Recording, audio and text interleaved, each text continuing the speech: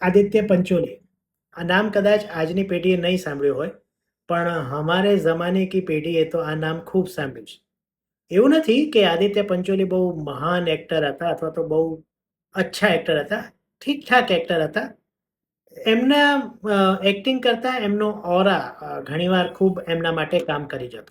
Anyways એમણે હાલમાં એક ન્યૂઝમાં વાંચ્યું એ પ્રમાણે આરોપ લગાવ્યો છે કે તેઝાબ ફિલ્મમાં એન ચંદ્રાની જે સુપર ડુપર હિટ હતી એ સમયમાં, એમાં એક કલાકારના મોટા ભાઈએ પોતાની લાગવગ લગાવી અને એને મૂળ રોલમાં સ્થાપિત કરી દો, જ્યારે મારે એ રોલ કરવાનો હતો. આવું આદિત્ય પંચોલીએ કર્યું.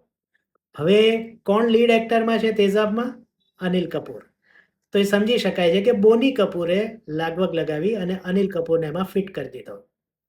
હવે જેણે પણ તેઝાબ જોઈ છે અને મારા જેવા જેણે પોતાની યુવાનીમાં તેઝાબ 5-6 વાર જોઈ છે, એને જો તમે પૂછશો તો આદિત્ય પંચોલી એમાં જામે એ રોલમાં? મારા ખ્યાલથી નહીં. અનિલ કપૂરે એ રોલમાં, મુન્નાના રોલમાં અથવા તો મહેશ પ્રસાદ એમાં એનું મૂળ કંઈક નામ એવું હતું. એમણે જીવ રેડી દીધો છે અને એ સમયે અનિલ કપૂરની સ્ટ્રગલનો ટાઈમ હતો. હા, જોકે અ, તેઝાબ સાથે રામ લખન, રખવાલા અને એક ચોથી ફિલ્મ ઈશ્વર. આ ચારે એક પછી એક 1-2 મહિનાના અંતરે આવી અને હિટ ગઈ, જેણે અનિલ કપૂરને સુપરસ્ટાર તરીકે સ્થાપિત કરી દીધો.